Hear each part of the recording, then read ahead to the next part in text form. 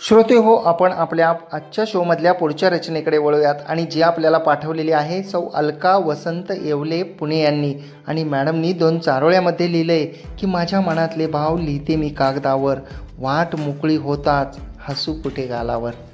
पहिल्या चारोळीमध्ये सुंदर असे त्यांनी भाव मांडलेले आहेत की माझ्या मनातले भाव लिहिते मी कागदावर, वाट मोकळी होताच हसू फुटे गालावर.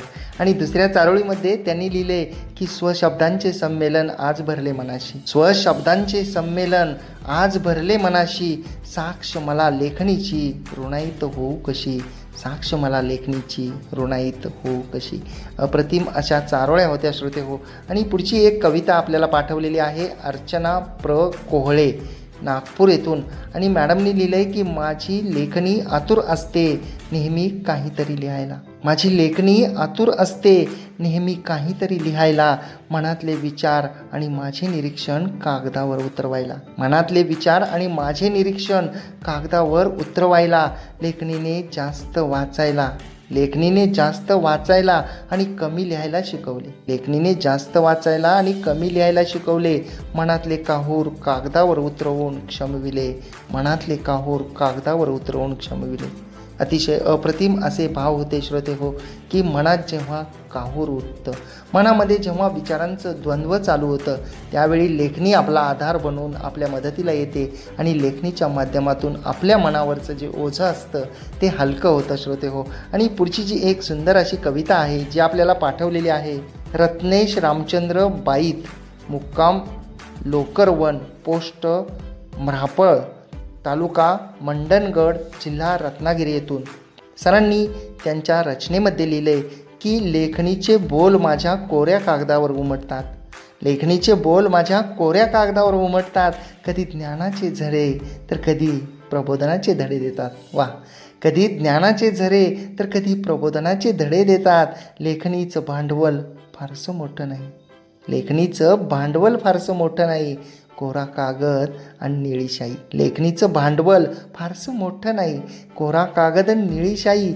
भावनात्मक तर कधी सामाजिक, भावनात्मक तर कधी सामाजिक, लेखणीच माझ्या अंत नाही, लेखणीच माझ्या अंत नाही. वा, खूपच अप्रतिम असे भाव मांडणारी कविता होती श्रोते हो की लेखणीचं भांडवल फारसं मोठं नाही, कोरा कागद आणि निळी शाई.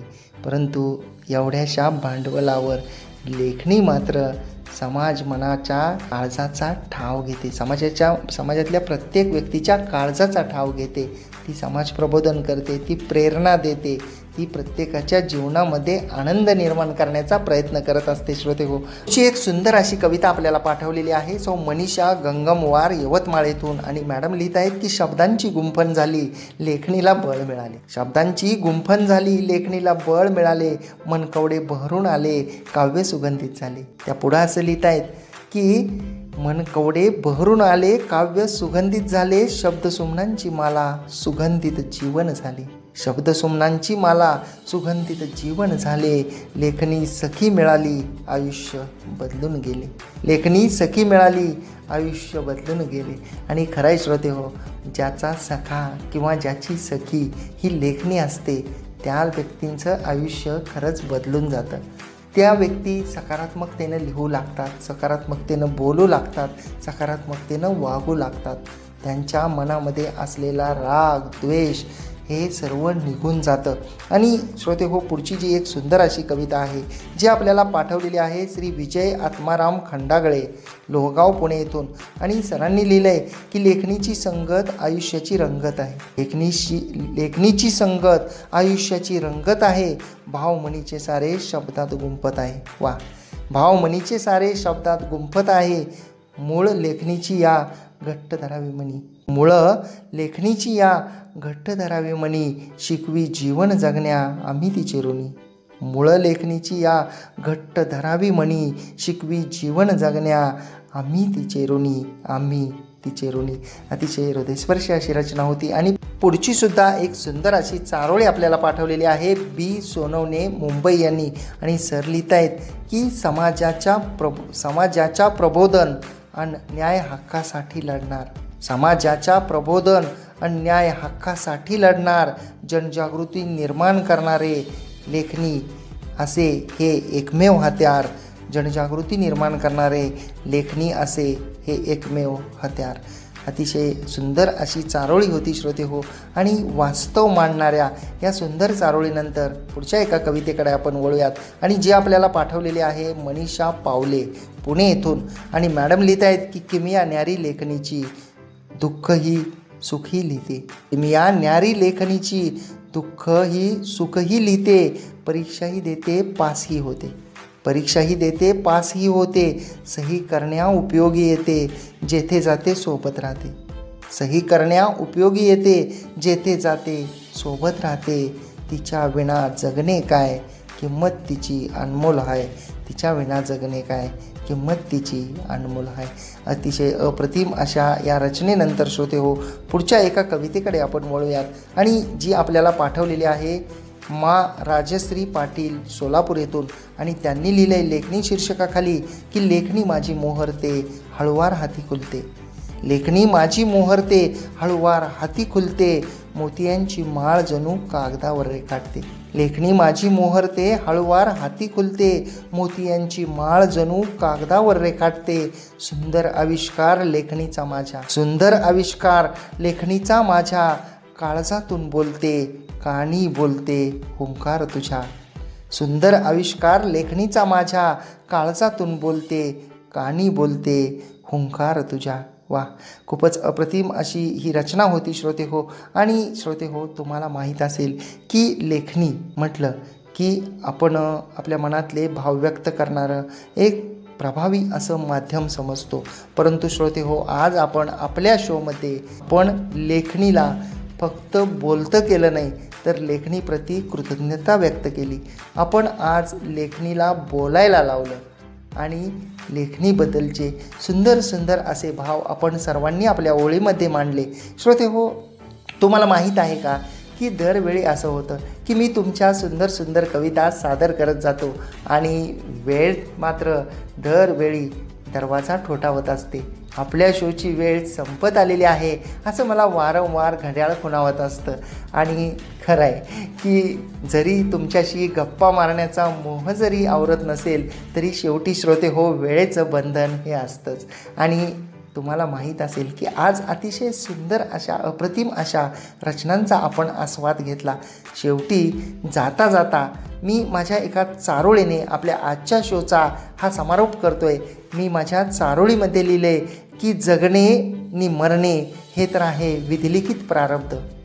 जगणे नि मरणे हे तर आहे विधिलिखित प्रारब्ध. मी नसल्यावर उरतील माझ्या लेखणीतले शब्द. मी नसल्यावर उरतील माझ्या लेखणीतले शब्द. तर माझी ही चारोळी होती श्रोते हो जी जाता जाता आपण आपल्या लेखणीतल्या शब्दाच्या माध्यमातून उरावं असे भाव मांडणारी माझी चारोळी होती. आणि श्रोते हो आता मात्र मला रजा द्या आणि आजच्या या शोमधून मी आता निघत आहे. परंतु मी तुम्हाला पुन्हा पुढच्या रविवारी भेटायला येणार आहे. रविवारी दुपारी ठीक 2 वाजता पुन्हा नवीन मान्यवरांसोबत आणि एका नवीन सुंदर अशा शब्दासोबत. त्यामुळे आता मात्र मला म्हणजे RJ कैलासला मात्र रजा द्या आणि तुम्ही मात्र कुठंही जाऊ नका. ऐकत रहा रेडिओ पुणेरी आवाज 107.8 FM. आनंदी रहा, आनंद लुटा.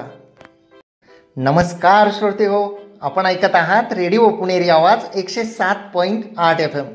आणि आपण हा खेळ शब्दांचा या कविता व चारोळ्यांच्या शोमध्ये आहात RJ कैलाससोबत. तर जसं की आज रविवार आहे आणि मागच्या वेळेला ज्याप्रमाणे मी आपल्याला बोललो होतो की वेळ संपलेली आहे परंतु मी पुढच्या रविवारी मात्र आपल्याला नक्की भेटायला येईन, त्याप्रमाणे श्रोते हो आजसुद्धा मी आपल्याला भेटायला आलेलो आहे. आणि तुम्ही आणि मी हा कविता व चारोळ्यांचा हा जो सफर आहे, ही जी मैफिल आहे ही आपण 1.5 तास सजवणार आहोत, 2 ते 3:30 पर्यंत. आणि श्रोते हो तुम्हाला माहीत आहे की आपण नुकताच वर्धापन दिन साजरा केला. त्या वर्धापन दिनाच्या निमित्तानं जो आपण शो घेतला होता त्या शोमध्ये आपल्याला भरपूर मोठ्या प्रमाणामध्ये कविता आल्या. आणि त्यानंतरचे सुद्धा जे 2 शो झाले त्यामध्ये सुद्धा आपल्याला जवळपास 200च्या आसपास ज्या आहेत त्या कविता आल्या. मग इतका सगळा प्रचंड असा कवितांचा ओघ आणि आपल्या कार्यक्रमाचा 1.5 तासाचा वेळ या सर्वांचा ताळमेळ करण्याच्या अनुषंगानं आपण श्रोते हो यापुढील शोपासून एक नवीन नियम आपण केलेला आहे. आपल्याला माहिती आहे की साधारणपणे प्रत्येक रविवारी आपल्याला 200च्या आसपास कविता येतात आणि यावर काही मार्ग काढावा या अनुषंगानं आपण असं ठरवलेलं आहे की आपण प्रत्येक शोमध्ये जे आहे ते 80 कविता किंवा चारोळी घेणार आहोत. अर्थातच ओळींची मर्यादा ही 8 ओळीपर्यंतची असणारच आहे श्रोते हो. आणि जे 80 कवी कवयित्री आहेत त्यांचा आपण स्वतंत्रपणे ग्रुप बनवणार आहोत आणि त्या रविवारी आपण त्या ग्रुपमधील मान्यवर सर्व कवी कवयित्रींच्या कविता ज्या आहेत त्या आपण घेणार आहोत.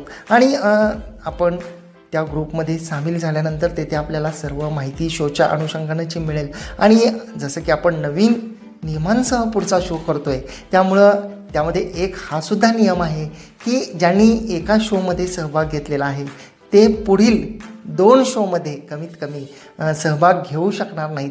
तर त्याबद्दलसुद्धा मी आपल्या सर्वांची दिलगिरी व्यक्त करतो. परंतु सर्वांना समान संधी मिळावी, सर्वांना आपल्या कविता या FM सादर करता याव्या, त्यांच्या रचना वाचल्या जाव्या या अनुषंगाने आपण हा जो आहे हा नियम केलेला आहे. आणि निश्चितपणे आपण ज्याप्रमाणे गेल्या 1 वर्षभरामध्ये शोला भरभरून अशी दाद दिलेली आहे तशीच दाद आपण यापुढे सुद्धा द्याल अशी अपेक्षा करतो श्रोते हो. आपला जो शो आहे आपला शो खरं तर 1.5 तासाचा असतो, परंतु शोला येणाऱ्या कवितांच्या आणि चारोळ्यांच्या ओघामुळं आपण हा